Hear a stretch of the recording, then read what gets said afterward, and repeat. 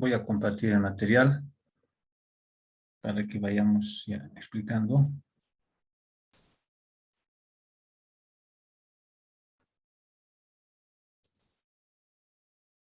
Muy buenas noches tengan todos ustedes, jóvenes, y todas ustedes también, señoritas. Vamos a comenzar con la clase de hoy.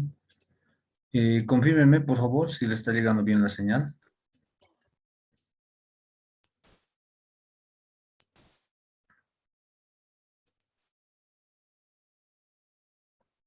Buenas noches. Buenas noches, Licen. Buenas noches, licenciado. Buenas noches, licenciado. En su pantalla estoy mostrándoles el documento que hasta la fecha están utilizando las instituciones públicas para la contabilización de transacciones. O sea, es como una guía que ellos tienen. Se denomina el Manual de Cuentas de Contabilidad del Sector Público. Esta disposición inicialmente les comento de que ha sido formulada el año 2008, ¿no? Y tenía esta exposición, a ver, vamos a ponerle. El documento inicialmente se denominaba Manual de Contabilidad para el Sector Público, que había sido aprobado mediante resolución ministerial. Bien, entiendo que era la 368 año 2008. Ya, la cosa es de que este manual, en el año 2016, ha sufrido modificaciones y es justamente el documento que inicialmente les mostraba, que está considerando las modificaciones que se han hecho, las complementaciones para la contabilización de transacciones. Entonces, ya hemos visto las anteriores clases sobre los instrumentos que utilizan, por ejemplo, aquellos que tienen a su cargo el registro de transacciones presupuestarias, ¿no? Hemos visto clasificadores, directrices. En el caso de las contabilizaciones que afectan a la parte patrimonial, este documento inicialmente expone lo que es el plan de cuentas. O sea, ¿qué quiere decir? El plan único de cuentas, que es aplicable para todo el sector público, ¿no? En sí considera la primera parte, donde se expone, ¿no? O sea, de manera sucinta, se menciona ahí las cuentas contables, ¿no? Podemos verificar que están ahí las cuentas que corresponden al balance general, comenzando desde lo que es el disponible, ¿no? Y de allí que su exposición de esta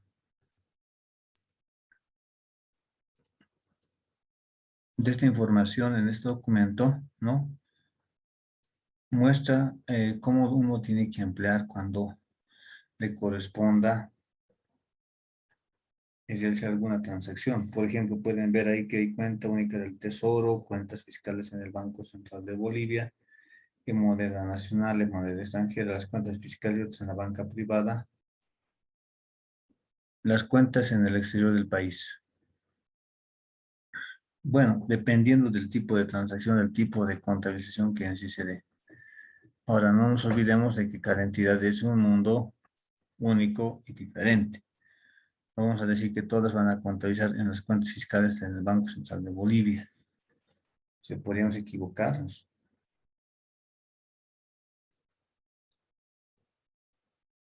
Bueno, en la parte inferior podemos ver las inversiones financieras a corto plazo, inversiones temporales, títulos, valores a corto plazo. Y ya bajamos y encontramos lo que son los exigibles a corto plazo, ¿no? Esta exposición responde a lo que se ha hecho referencia en el plan de cuentas. Vamos a ir específicamente a ese punto de la norma básica del sistema de contabilidad integrada. Miren acá en el artículo 27 de la norma básica del sistema de contabilidad integrada, que señala, en el artículo 27 dice, plan único de cuentas. Estructurado en activo, pasivo, patrimonio, recursos, gastos, cuentas de cierre y de orden.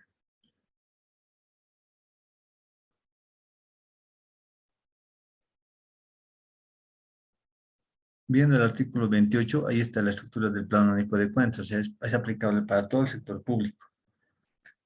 El título, o sea, así se denomina a lo que es el activo, al pasivo, al patrimonio. El capítulo ya es lo que hacemos referencia al activo corriente, pasivo no corriente. De esa forma está clasificado este plan, porque acá comienza con activo corriente y este es el capítulo, ¿no? Y hace referencia que hay grupos de cuentas que son pues el activo exigible a corto plazo, que es un grupo, la cuenta que es cuenta a corto plazo, entonces las subcuentas serían en este caso todas las que están con 5 dígitos, ¿no? La subcuenta sería, en este caso, a ver, comencemos del disponible, sería la 11.121 cuenta única del tesoro, es una subcuenta. Bancos en sí es una cuenta. Caja también es una cuenta. El disponible sería ya un grupo de cuentas. El activo corriente sería el capítulo y el activo sería el título. No, así está expuesto.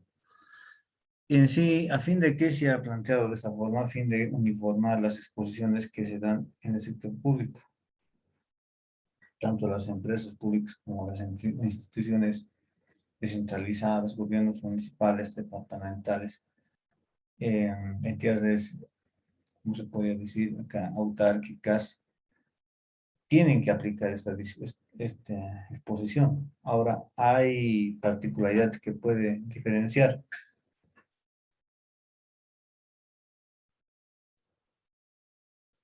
entre unas con otras. Entonces, en esos casos, como dice la norma básica del Sistema de Control Integrado, se tiene que elevar una consulta al Ministerio de Economía y Finanzas Públicas. Esta instancia, en su calidad de ente rector, tiene que dilucidar esas interrogantes que se presenten en la contabilización. No, porque no todo está acá. O sea, puede ser que existan transacciones que hagan generar, por ejemplo, una interrogante porque no puedan encontrar para poder decir a cuál corresponde contabilizar. Porque acá inversiones financieras a largo plazo tenemos, por ejemplo, acciones y participaciones de capital. Entonces, aquí, por ejemplo, tenemos, por ejemplo, si colocamos las 12.211 que es en empresas privadas nacionales, podemos ahí asemejar, por ejemplo, la contabilización de las líneas telefónicas, ¿no? Que se construyen acciones. Eh,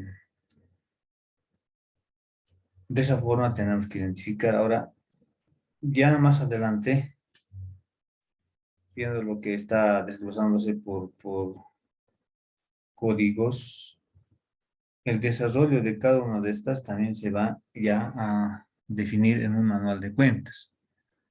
¿Qué quiere decir? Que no simplemente nos quedamos con la exposición, sino que también nos vamos con el comportamiento, con la conceptualización y también con el desarrollo de los débitos y créditos en cada cuenta.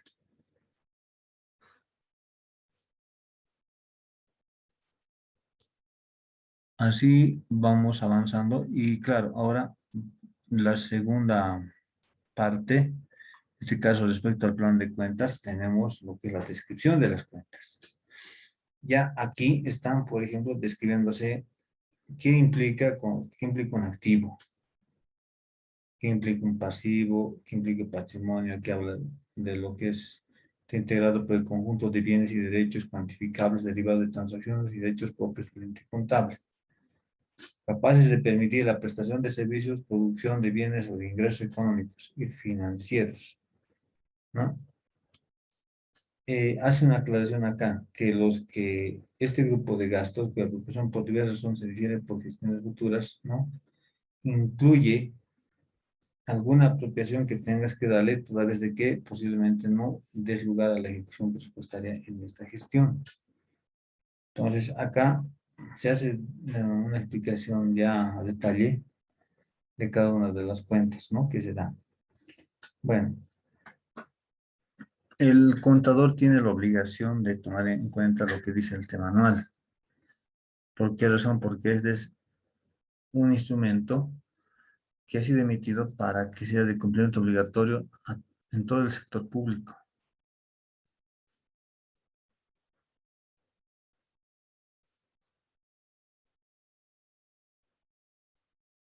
Tenemos, por ejemplo, acá, como habíamos expuesto en el plan de cuentas, tenemos, por ejemplo, las cuentas fiscales y otras en la banca privada. Esto en sí tiene que ver mucho con las cuentas bancarias que se han aperturado en las entidades de intermediación financiera, ¿no? Que en sí están autorizadas para que sean utilizadas en el sector privado, es decir, una entidad financiera que está bajo la supervisión de la ASFI, ¿no? Puede aperturar, pero acá se pone bien clarito la condicionante: autorizadas por el Tesoro General de la Nación y otros organismos privados cuyos recursos financian gastos. O sea, no es que cualquier entidad de intermediación financiera, ¿no?, puede en sí operar o puede generar, digamos, una cuenta fiscal. No lo puede hacer. Tendría que tener la autorización del Tesoro General de la Nación. Si hoy en día vemos, el Banco Unión es el que está concentrando la mayor parte de las cuentas, no vamos a decir al 100%, pero en sí el Banco Unión toma en cuenta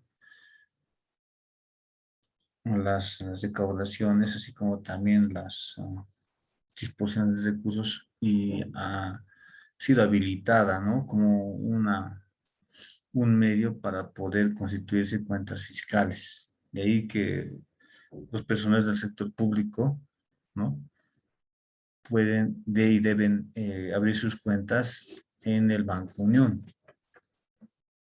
¿Esto emerge de qué? Emerge de esta condicionante que colocan aquí en la 11.124, que hace referencia a las cuentas fiscales y otras en la banca privada, moneda nacional. Cuentas bancarias en moneda nacional autorizadas por el Tesoro General de la Nación, ¿no? Hace 10 años atrás, puede ser, o 9 años atrás, todavía se seguía empleando el Banco Mercantil Santa Cruz, ¿no?, um, como un medio para que se puedan ahí constituir cuentas fiscales. Pero después se ha decidido que directamente ya todo se concentra en el Banco Unión. Así como haces referencia en esta parte a moneda nacional, también en moneda extranjera también tiene que darse esa condicionante, ¿no? Tiene que estar autorizada por el Tesoro General de la Nación. ¿Por qué razón? Porque en sí la coordinación y sobre todo también la relación que tiene que existir entre esa cuenta fiscal con el Tesoro General de la Nación va a ser pues continua.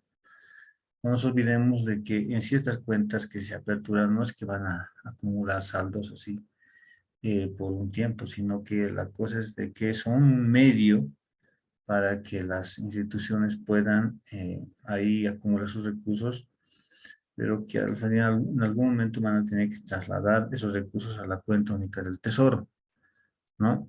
Entonces, es por esa razón de que hacen referencia de que debe existir una autorización por parte de esa instancia, que es parte del Ministerio de Economía y Finanzas Públicas. Esto a razón de que es parte integrante del órgano rector del sistema de control integrado, del sistema de tesorería. Por esa razón también se tiene que considerar ese punto. Pero en la contabilización, el contador tiene que averiguar por qué se está contabilizando en el Banco Nacional. ¿Por qué yo tendría una cuenta en el Banco Prodem, por ejemplo? ¿Por qué tendría que tener el Banco Ecofuturo? O sea, si encontramos a una institución pública que está haciendo esa contabilización, digamos, primero, para seguir cargando en esa cuenta y utilizando estas cuentas contables, tendría que asegurarme como contador que evidentemente son cuentas que están autorizadas por el Tesoro General de la Nación. ¿Por qué razón? Porque ahí, si no averiguo y sigo cargando nomás la información, entonces podría tener en algún momento problemas, ¿no? ¿Por qué razón? Porque no estoy observando las disposiciones que están rigiendo en lo que es el registro contable. Porque estos códigos que ven ustedes, desde la 11.129, 11.128, la van a encontrar en el sistema de gestión pública. Están ahí, por ejemplo, cargadas ya. Es decir, el plan de cuentas del sector público está expuesto en ese sistema, lo que acabo de mostrar. Pero ¿dónde está aquí la parte relevante? La, la parte relevante está en este contenido que estamos haciendo, exponiendo ahora. ¿Por qué razón? Porque lamentablemente tenemos que decir que hay colegas que entienden de que todo está, o sea, no estaría normado estos puntos. Entonces empiezan a cargar débito a este banco, a crédito a esta cuenta, y al final nos encontramos con que no habíamos observado los lineamientos que ha dado el órgano rector del sistema de contabilidad integrada, ¿no? Por esa razón, aquí se hace una descripción a detalle, ¿no? Entonces, uno tiene que ver que se esté cumpliendo y si corresponde contabilizar, también hay que tomar en cuenta qué es lo que dice en realidad este contenido que está definido para guiar, para direccionar el trabajo del contador, ¿no? Evidentemente, si existe una diferencia de criterios entre lo que uno considera que debe ser contabilizado y respecto a lo que dice pues, nuestro lineamiento, es pertinente hacer elevar una nota al Ministerio de Economía para que él resuelva, o sea, que les diga cuál deben utilizar.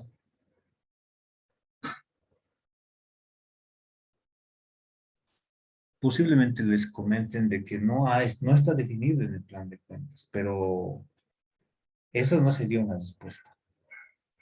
Una respuesta sería de que les digan qué deben hacer en el caso de que obtengan, digamos, o identifiquen una transacción similar, ¿no?, a lo que se está comentando. O sea, ¿cuál sería, digamos, el tratamiento que tiene que darse, ¿no? Entonces uno tendría que tomar en cuenta esa figura antes de querer relacionar o querer, por ejemplo, contabilizar. Bueno, de todas formas, también tenemos a la Contraloría General del Estado que está siempre supervigilando la aplicación de esta normativa. Evidentemente, al momento de que pueda hacer un tipo de actividad, puede advertir, por ejemplo, que la institución pública no está aplicando. Entonces, nosotros tenemos que, como contadores, ir y emplear este contenido. Estoy poniendo como un par de ejemplos para que así podamos ver la relevancia del contenido. Por ejemplo, en lo que son las inversiones financieras a corto plazo, comprenden colocaciones que se realizan con los recursos excedentes temporales del ente, en títulos, valores públicos y privados, en instituciones financieras bancarias, cuya recuperación se produciera dentro de los 12 meses de constar la colocación en las reglas, normas legales y vigencias según la naturaleza del ente. Las instituciones públicas tienen la posibilidad de poder invertir esos recursos que tienen, por ejemplo, acumulados en sus cuentas bancarias o en lo que es la cuenta única del tesoro. ¿Para qué? Para poder generar excedentes, para que le ayude, por ejemplo, avanzar en lo que es la gestión financiera de su entidad. Entonces ahí es donde se da lugar a este punto, donde decimos de que tenemos que ver que si es una inversión financiera, tiene que, si se va a contabilizar a corto plazo, tendría que mostrarnos de que su recuperación, es decir, el rédito que va a generarse por su colocación, va a ser generada dentro de los 12 meses de concentrar la colocación. Si es mayor el tiempo que se va a requerir para poder generar un excedente, entonces ya no se adecua a este contenido, ya es diferente, ¿no? Entonces, nosotros tenemos que tomar en cuenta estos puntos para poder desarrollar, por ejemplo, las operaciones. Ya más adelante, en el siguiente tema, entiendo que el siguiente tema tiene que ver con, permítame ver, voy a averiguar, entiendo de que ya tenemos que hacer, por ejemplo, operaciones prácticas referidas a la contabilización. Entonces, estamos exponiendo, por ejemplo, las bases necesarias que tenemos que conocer nosotros, ¿no?, en esto del ejercicio de la contabilización de transacciones. Ahora, no sé si es el tema 5 o el 6. El tema 5 son los principales documentos. Ah, ya. El tema 5 todavía tenemos que ir comentando sobre los documentos de soporte que tienen los, ¿cómo se dice acá? Los comprobantes, planes de haberes, planes de avance de obra. Bueno, sí, son documentos que tenemos que explicar por qué deben formar parte del comprobante. El tema 4, el tema 6 ya hace referencia a los estados financieros, objetivos, todo eso. Entonces, ¿qué implica? Tendríamos que verlo en el tema 7. Tema 7, donde se va a desarrollar. Veremos cuánto tiempo nos hemos dado para el tema 7. Tenemos para el tema 7 son 7 clases. Es decir, desde la primera clase que vamos a entrar a ver, ya vamos a tener el contenido que vamos a desarrollar. Es decir, vamos a hacer una simple apertura programática, vamos a empezar a hacer el registro de la apertura desde de la contabilidad, la gestión, después vamos a ir con las transacciones que corresponden, digamos, que se van adelante, después ajustes, y vamos a terminar con lo que es la elaboración de estados financieros, ¿no? Entonces, tenemos ese espacio, pero ahora tenemos que ver la aplicabilidad de este documento, el que es el manual de cuentas de contabilidad del sector público. Evidentemente, dentro de lo que son las cuentas contables, como en este caso, por ejemplo, tenemos la 1131 cuentas a corto plazo, hace referencia a qué tipo de derechos de cobro se deben contabilizar ahí. O sea, dice, provenientes de la potestad del Estado, dice, de la actividad habitual de las entidades públicas. Es decir, no puedes contabilizar en esta cuenta cualquier tipo de derecho de cobro, sino que tienen que emerger aquellas que vienen del giro específico de la institución. Tienen que venir de aquellas que corresponden a la actividad principal de la entidad pública. De ahí viene su relevancia, ¿no? O sea, no tenemos que mezclar, como se dice, no es una bolsa. Aquí dice claramente qué debemos contabilizar, qué tipo de hechos económicos. Una institución pública puede tener varios tipos de actividades, ¿no? O sea, puede prestar servicios de diferente naturaleza. Veamos más, por ejemplo, en el teleférico. El teleférico tiene un parqueo de vehículos, además tiene, por ejemplo, locales que dan alquiler, asimismo tiene el servicio de transporte. Entonces, el que va a contabilizar tiene que analizar. Si yo voy a dar, por ejemplo, un registro, voy a dar lugar a una contabilización por el alquiler de locales, tendría que yo verificar y vincular si ese servicio está relacionado con lo que dice acá, en cuanto a lo que es la actividad habitual en la institución. Si fuera una actividad inusual, si fuera una operación que en sí no es rutinaria dentro de la institución, entonces tenemos que ver otra cuenta a emplear para contabilizar, ¿no? Eso es lo que nos está señalando acá. Entonces tendríamos que ver si el alquiler es una actividad habitual. Lo que es el transporte, sí, porque sí traslada personas. Hay que ver, para comenzar, la normativa de creación de esta empresa y sus competencias. ¿Cuáles son, por ejemplo, sus competencias? ¿Cuál es esa misión competencial que debe perseguir esta institución? Si somos un municipio, un gobierno autónomo municipal, ¿no? Encontramos que están contabilizando, por ejemplo, a ver si no me equivoco, puede ser, a ver, están contabilizando las recaudaciones de recursos porque han sancionado a, a personas que en sí habían colgado sus letreros, ¿no? O sea, en sus locales y no habían obtenido el permiso correspondiente, ¿no? Para poder, digamos, exponer ante el público. Entonces, hay esos recursos que han ingresado al gobierno autónomo municipal y la pregunta es, eh, ¿ese tipo de transacciones van a dar lugar a que nosotros tengamos que utilizar una cuenta del activo que corresponda a cuenta a corto plazo o vamos a tener que buscar otra? Por eso es que es importante en el sector público asegurarse de que en la cuenta se está ingresando, por ejemplo, hechos y conceptos económicos de una naturaleza similar, así como también eh, que no dé lugar a que terceros, o inclusive los auditores que van a hacer el control posterior, ¿no? Tengan que estar observando, ¿no? Porque van a decir, no, el contador no ha contabilizado bien en esta parte, entonces tenemos que tomar en cuenta este punto. Y algo bien importante acá, vean, dentro del contenido de cuentas a cobrar a corto plazo, hay la subcuenta 11.322. La subcuenta 11.321, que son cuentas a cobrar de gestiones anteriores. Si es una cuenta a corto plazo,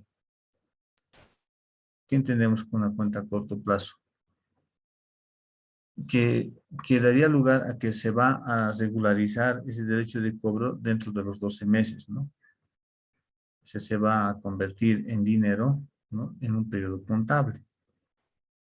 Pero ¿por qué acá dice cuentas a cobrar de gestiones anteriores? Si tenemos del 2015, 2016, 2017, 2018, cuentas a cobrar de gestiones anteriores, entonces eso estaría conforme, estaría bien expuesto si estaría en esta subcuenta 11.321 en cuentas a cobrar de gestiones anteriores. ¿Cuál sería, digamos, la percepción? ¿Por qué razón esto señalamos? Se han visto en las instituciones públicas, tienen esa cuenta, están utilizando. A ver, hagamos lo siguiente, ahorita para ganar tiempo. Entraremos a la página del Ministerio de Economía y Finanzas Públicas y ustedes descarguen el balance general de su institución. Cada uno después ya me va a ir comentando qué código de cuentas están exponiendo saldo en su balance general. Y la vamos a vincular acá.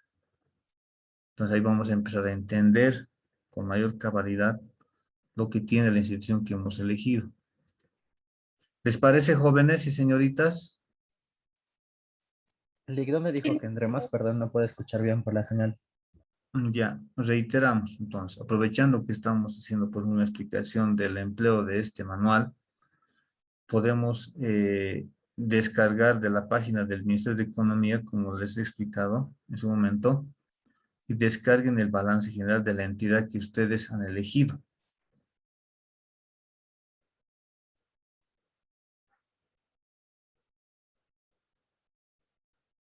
¿Está entendido? Ahora sí. dice de los que no hay, por ejemplo, de mí es el Ministerio de Economía y Finanzas. Estado financiero nos dijo que no íbamos a encontrar. Busco otro. Lo que puedes hacer es descargar del órgano ejecutivo. Los que Ah, ya. son parte, por ejemplo, de un ministerio, cual sea el ministerio, descarguen el balance general del órgano ejecutivo, porque es parte de ese estado financiero, no del ministerio que han seleccionado. Entonces, podríamos aprovechar ese balance general. Muy buena la pregunta, Lilian. Está bien, eso posible no habríamos percibido, pero es evidentemente han elegido varias instituciones. Bien, entonces, ¿qué les parece si en el receso, ¿no? Ustedes, por ejemplo, van a empezar a descargar. ¿Sí? Estamos ahí. Está bien, licenciado. Ya, muy bien.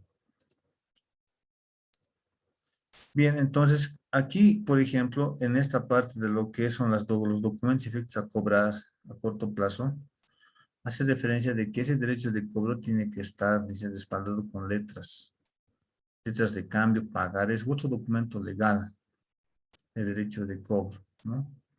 Con un plazo para su regularización menor a los 12 meses. Inclusive podemos encontrar acá esos documentos y efectos a cobrar morosos. O sea, es decir que posiblemente no han sido regularizados, pero que están documentados, ¿no? Entonces, si tiene un pagaré que ya ha sido vencido, si tiene una letra de cambio que ya ha sido vencida, entonces se puede incluir en esta subcuenta que es la 11.332 documentos y efectos a cobrar morosos a corto plazo. Bien, a ver, en esta parte lo que son las concesiones de préstamos a corto plazo al sector público no financiero, tiene que mucho que ver con esas instituciones que se dedican a al préstamo de recursos. O sea, ¿por qué razón? Porque en sí, no todas las instituciones del sector público van a utilizar esta cuenta, sino que las que tienen como actividad habitual, ¿no? Financiar, ¿no? Tenemos en el sector público entidades que se dedican, por ejemplo, a prestar dinero, ¿no? Entonces, esas instituciones van a utilizar, por eso es que hacen una clasificación aquí de esa subcuenta que dice concesión de préstamos, miren, la 11.661 a organismos de la Administración Central. ¿Qué quiere decir? Préstamos a los ministerios. Aquí también habla de la concesión de préstamos a instituciones públicas descentralizadas.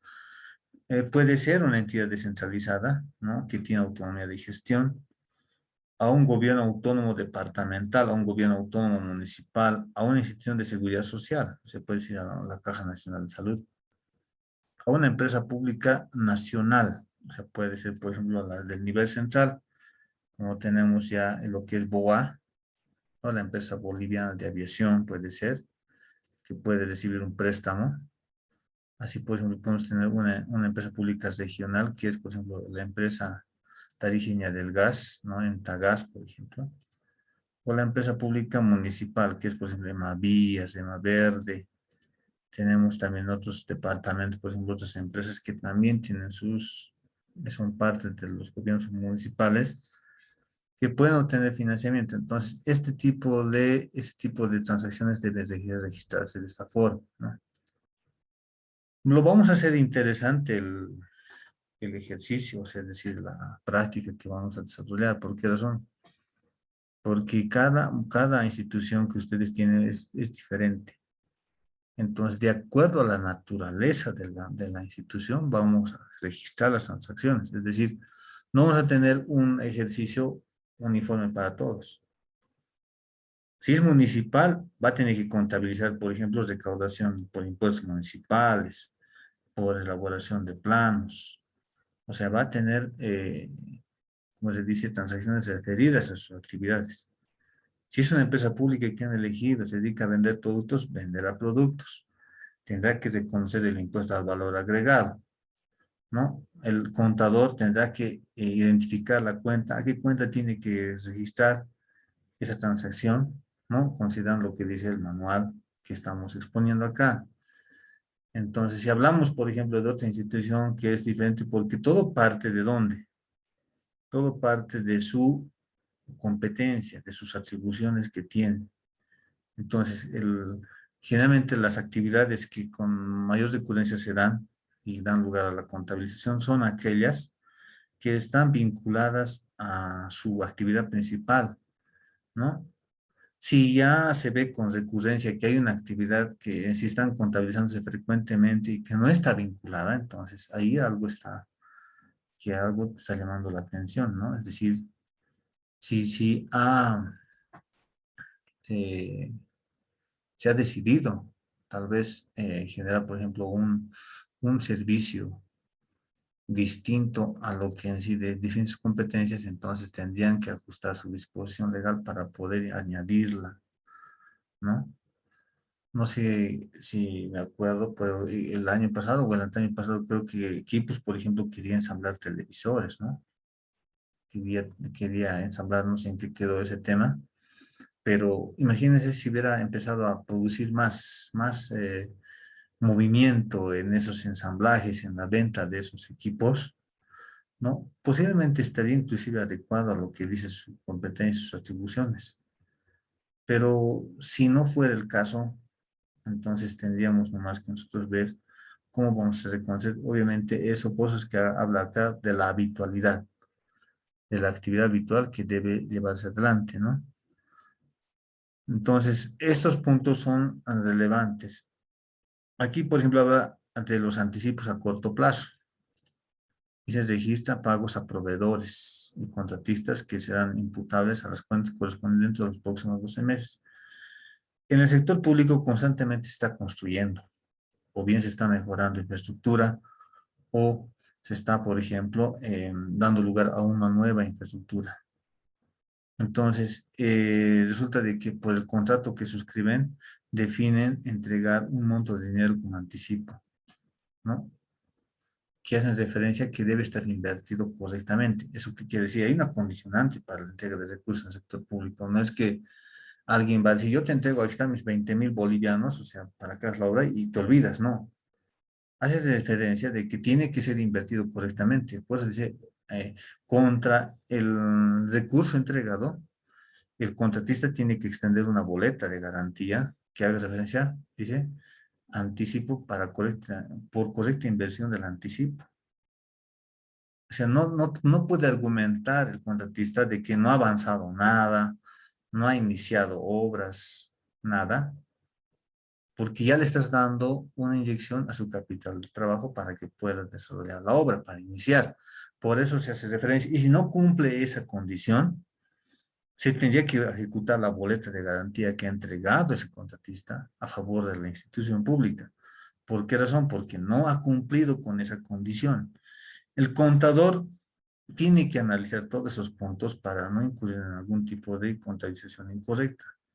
Por eso es que aquí hay condiciones, ¿no? Son anticipos a corto plazo cuando se van a, eh, en sí se van a regularizar, podemos decir así, dentro de los 12 meses. Porque si una obra, por ejemplo, tiene un plazo mayor a los 12 meses, que generalmente ocurre con esto en el sector público, ustedes han visto en qué tiempo han construido, por ejemplo, la plaza del estadio o los puentes que se han ido construyendo.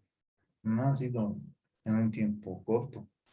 En esos casos, por ejemplo, el anticipo se ha entregado, pero el tiempo de ejecución de la obra era mayor a 12 meses. Entonces ya no era,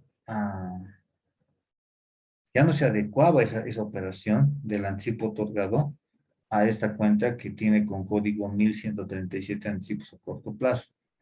Entonces, ese tipo de análisis tenemos que nosotros tomar en cuenta cuando hagamos, por ejemplo, los registros, ¿no? Es necesario, ¿no? Que en sí consideremos estos puntos. Bien, en lo que es, por ejemplo, fondos en depósito por garantías y otros, en el sector público hay instituciones que dan los servicios a terceros. Y como dan servicio a terceros, tienen que en sí extender una boleta de garantía. No mejor, más al contrario, que reciben recursos, ¿no? A ver, perdón, nos estamos confundiendo acá. Una cosa es recibir recursos y contra esos recursos, por ejemplo, tú tienes que dar una boleta de garantía y el que recibe esa boleta de garantía tiene que en sí también reconocerlo, ¿no? Que tiene una obligación. Entonces, estos puntos vamos a analizar con ejemplos para tener con mayor entendimiento, ¿no? Pero porque hay tanto como un derecho de cobro como una obligación de pago. Es decir, desde dos puntos de vista, tanto el que recibe el servicio como el que da. Retornamos, por favor, pero nos daremos por lo menos unos 5 minutos porque van a entrar al Ministerio de Economía, ¿no? Entonces son ahorita las 7:52. Las 7:57 estarían ya preparados con su reporte, ¿no?